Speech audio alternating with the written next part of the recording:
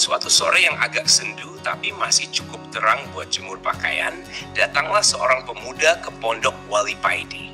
Jalannya cepat-cepat, napasnya ngos-ngosan seperti baru lolos dari kejaran induk ayam. "Assalamualaikum Kang Paidi." Sapanya sambil menyeka keringat pakai ujung lengan bajunya, yang sayangnya juga penuh keringat. "Waalaikumsalam," jawab Wali Paidi santai sambil meniup uap kopi panas di cangkir. "Loh, kok ekspresimu kayak habis dikeroyok rasa bersalah?" Pemuda itu duduk dengan wajah penuh penyesalan. "Kang Paidi, maafkan saya, dulu saya pernah memfitnah panjenengan. Saya sadar dan saya menyesal.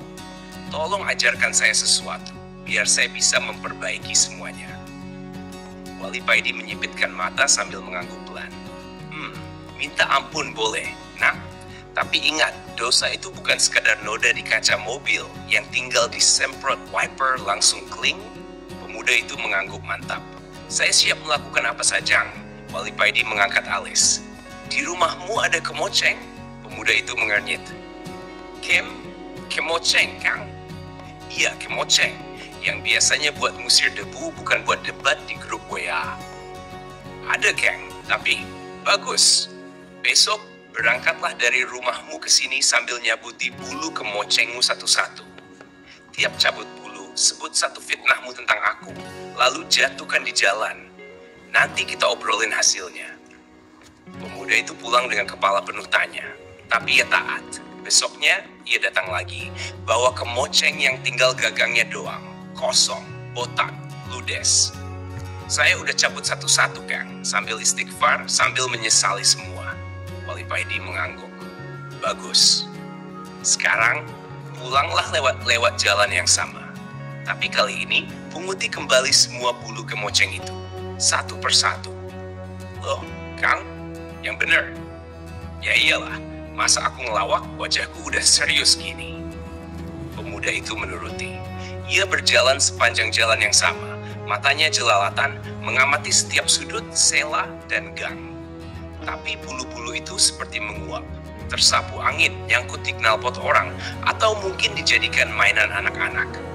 Setelah seharian, ia hanya berhasil menemukan 5 helai. Keesokan harinya, pemuda itu kembali dengan langkah berat. Ia meletakkan 5 bulu itu di tangan Wali Paidi. "Ini, Kang. Cuma ini yang bisa saya temukan." Wali Paidi terkekeh.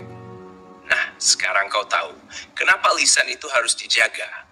Fitnah yang kau sebarkan itu seperti bulu kemoceng. Sekali terbang, tak mudah dikembalikan. Bahkan saat kau menyesal, banyak yang sudah hilang entah kemana." Pemuda itu menangis. Tangisnya seperti anak kecil yang kehilangan gasing favoritnya. "Astagfirullahaladzim. Astagfirullahaladzim." Wali Paidi diam sejenak lalu berkata pelan, "Dulu, ketika aku muda, aku pernah bertanya tentang hal serupa. Tapi bukan pada siapa-siapa. Aku bertemu seseorang di sebuah perjalanan panjang yang mengajarkanku dengan cara yang luar biasa. Orang itu adalah Nabi Khidir." Pemuda itu terbelalak. "Aku tak mengenalinya saat itu.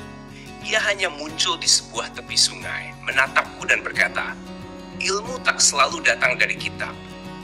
Kadang, ia datang dari kejadian yang membuatmu menangis. Dan kini, engkau sedang belajar dengan air mata.'" Pemuda itu terdiam, jiwanya terguncang. "Allah itu Maha Pengampun, nak," lanjut Wali Paidi. "Tapi jangan kau anggap remeh. Lidah ini ringan, tapi bisa jadi paling berat timbangannya kelak. Maka mulai sekarang, jadilah penyebar kebaikan. Jadilah penyejuk. Jadilah seperti air menghapus debu, bukan menebar badai." Pemuda itu mengangguk. Tangisnya mulai reda. Dan sejak hari itu, ia tak hanya menjaga lisannya, ia juga mulai memperingatkan orang lain.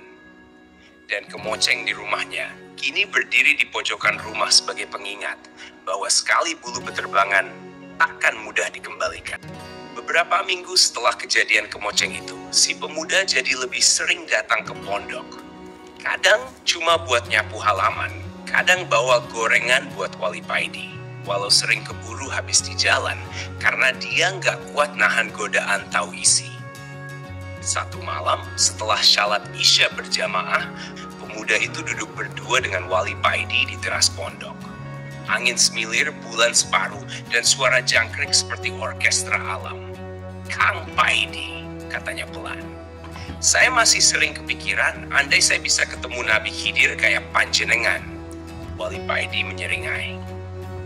"Hele, Rika pikir itu Nabi Khidir kayak penjaga kos. Bisa ditemui asal ngetok pintu." Mereka berdua.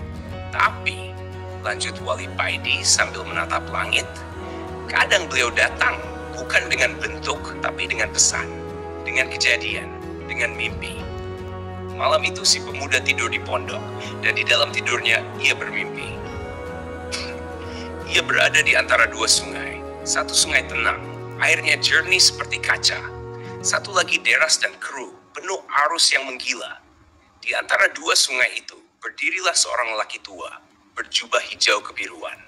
Wajahnya teduh, matanya dalam seperti sumur yang menyimpan 1000 rahasia. "Engkau datang," kata lelaki itu. Siapa panjenengan?" Tanya si pemuda, merasa tubuhnya ringan seolah mimpi ini bukan mimpi.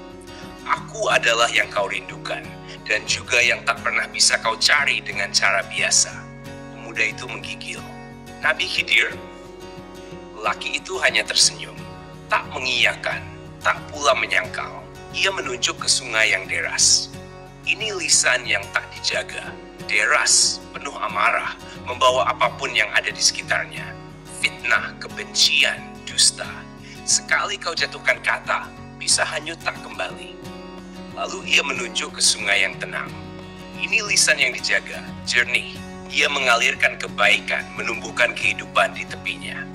Lelaki itu mendekat, lalu mengulurkan sebuah kemoceng kecil. Ya, kemoceng dengan bulu berwarna emas. "Pegang ini. Ia bukan lagi alat untuk menyebar debu, tapi untuk membersihkan hati. Jangan pernah kau gunakan untuk menjatuhkan orang lain lagi."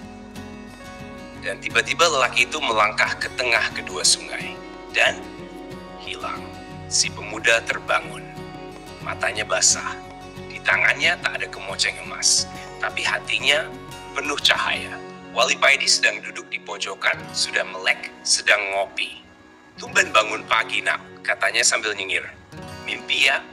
Pemuda itu mengangguk pelan. Wali Paidi hanya tersenyum. "Kadang Allah mengirim guru di saat kita sudah siap jadi murid. Bersyukurlah, mungkin tadi malam kamu sedang sekolah malam di Madrasah Langit." Dan pagi itu, di antara seruputan kopi dan suara ayam tetangga, pemuda itu merasa hidupnya dimulai kembali.